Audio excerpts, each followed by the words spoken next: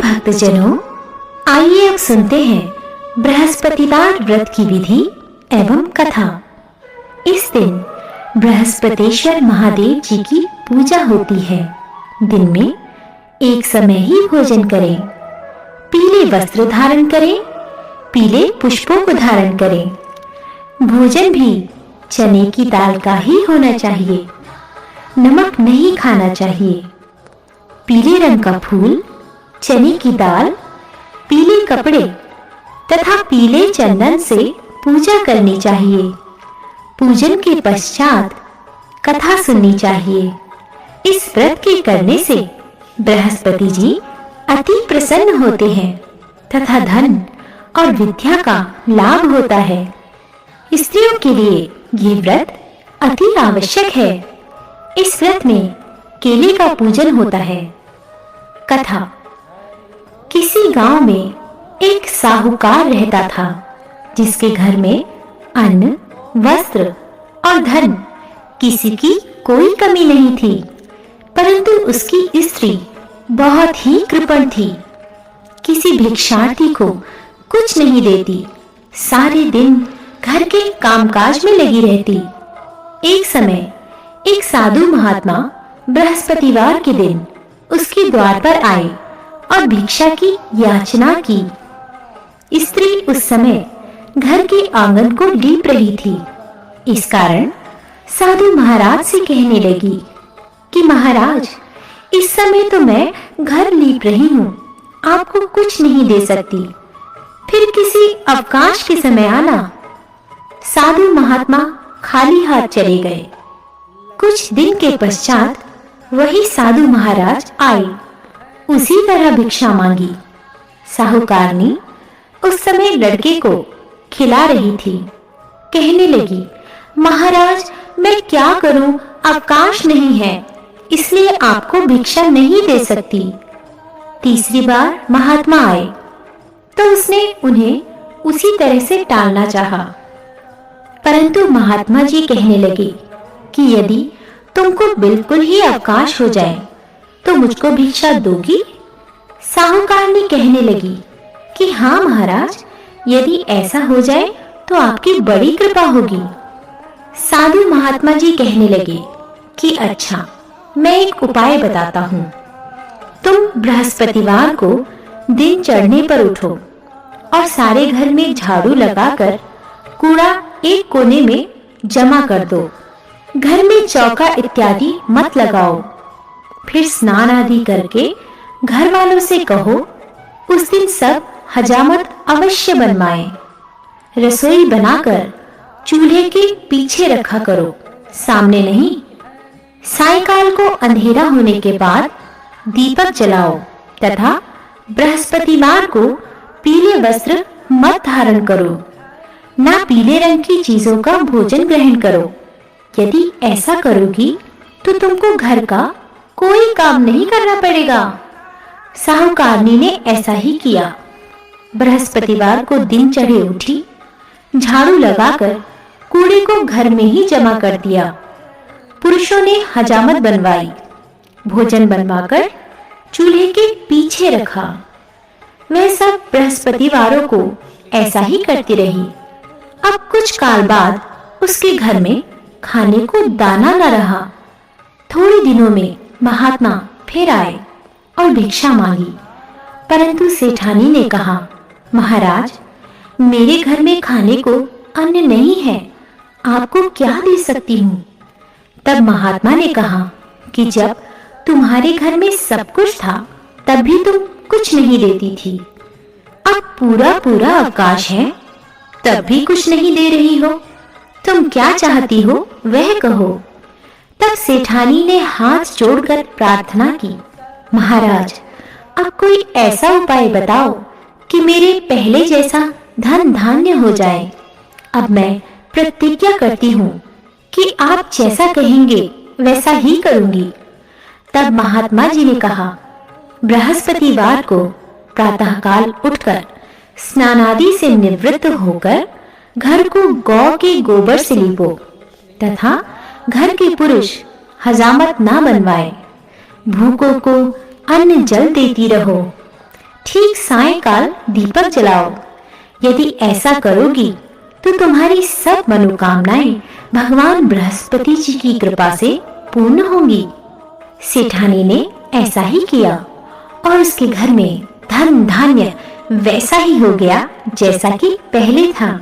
इस प्रकार भगवान बृहस्पति जी की कृपा से अनेक प्रकार के सुख भोग कर दीर्घकाल तक जीवित रही।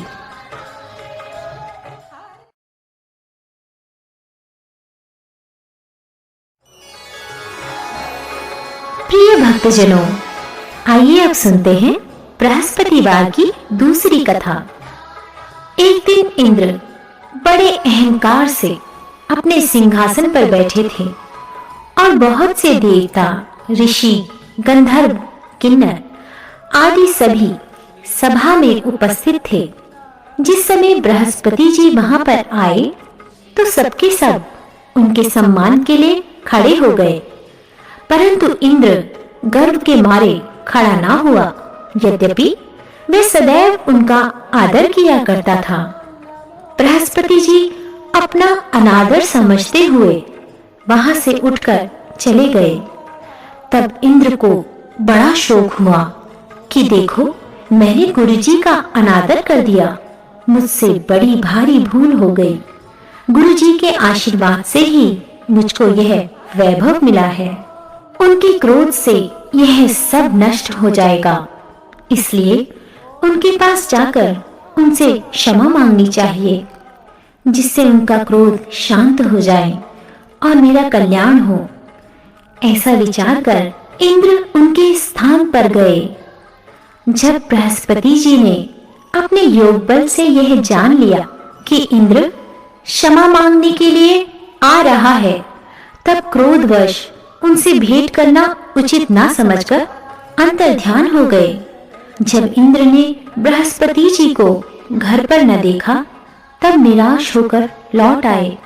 जब दैत्यों के राजा वृषवर्मा को यह समाचार विदित हुआ, तो उसने अपने गुरु शुक्राचार्य की आज्ञा से इंद्रपुरी को चारों तरफ से घेर लिया। गुरु की कृपा न होने के कारण देवता हारने व मार खाने लगे। तब उन्होंने ब्रह्मा जी को विनय पूर्वक सब वृतांत सुनाया और कहा कि महाराज, दैत्यों से किसी प्रकार हमें बचाइए।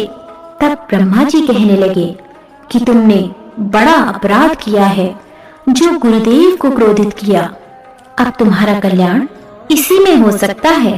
त्वष्टा ब्राह्मण का पुत्र विश्वरूपा बड़ा तपस्वी और ज्ञानी है, उसे अपना पुरोहित बनाओ तो तुम्हारा कल्याण हो सकता है।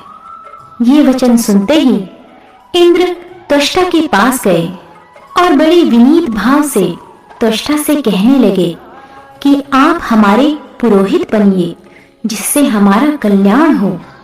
तब त्वष्टा ने उत्तर दिया कि पुरोहित बनने से तपोबल घट जाता है, परंतु तुम बहुत विनती करते हो, इसलिए मेरा पुत्र विश्वरूपा पुरोहित बनकर तुम्हारी रक्षा करेगा। विश्वरूपा ने पिता की आज्ञा से पुरोहित बनकर ऐसा यत्न किया कि हरि इच्छा से इंद्र वृषवर्मा को युद्ध में जीतकर अपने इंद्रासन पर स्थित हुआ। विश्वरूपा के 3 मुख थे। एक मुख से वे सोमपल्ली लता का रस निकाल पीते थे, दूसरे मुख से वे मदिरा पीते और तीसरे मुख से अन्नादि भोजन करते। इंद्र ने कुछ दिनों उपरांत कहा कि मैं आपकी कृपा से यज्ञ करना चाहता हूँ। जब विश्वरूपा की आज्ञा अनुसार यज्ञ प्रारंभ हो गया, तब एक दैत्य ने विश्वरूपा से कहा कि तुम्हारी माता दैत्य की कन्या है, इस कारण हमारे कल्याण के निमित्त एक आहुति दैत्य के नाम पर भी दे दीजिए तो अति उत्तम हो। विश्वरूपा उस दैत्य का कहा मानकर आहुति देते समय दैत्य नाम भी धीरे धीरे से लेने लगे। इसी कारण यज्ञ करने से देवताओं का तेज नहीं बढ़ा। इंद्र ने यह वृतांत जानते ही क्रोधित होकर विश्वरूपा के 3 सिर काट डाले, मद्यपान करने से भंवरा, सोमपल्ली पीने से कबूतर और अन्न खाने के मुख से तीतर बना। विश्वरूपा के मरते ही इंद्र का स्वरूप ब्रह्म हत्या के प्रभाव से बदल गया। देवताओं के 1 वर्ष पश्चाताप करने पर भी ब्रह्म हत्या का वह पाप न छूटा, तो सब देवताओं की प्रार्थना करने पर ब्रह्मा जी बृहस्पति जी के सहित वहां गए। उस ब्रह्म हत्या के 4 भाग किए, उनमें से 1 भाग पृथ्वी को दिया। इसी कारण कहीं कहीं धरती ऊंची नीची और बीज बोने के लायक भी नहीं होती। साथ ही ब्रह्मा जी ने यह वरदान दिया, जहां पृथ्वी में गड्ढा होगा, कुछ समय पाकर स्वयं भर जाएगा। दूसरा वृक्षों को दिया, जिससे उनमें से गोंद बनकर बहता है। इस कारण गूगल के अतिरिक्त सब गोंद अशुद्ध समझे जाते हैं।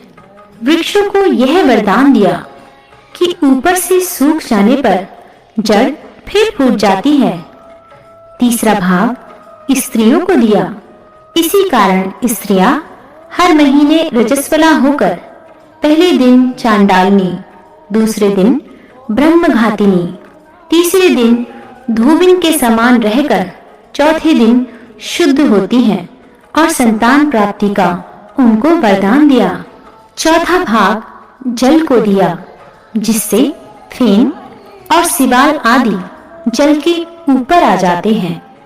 जल को यह वरदान मिला कि जिस चीज में डाला जाएगा वह बोझ में बढ़ जाएगी। इस प्रकार इंद्र को ब्रह्म हत्या के पाप से मुक्त किया। जो मनुष्य इस कथा को पढ़ता या सुनता है, उसके सब पाप बृहस्पति जी महाराज की कृपा से नष्ट होते हैं।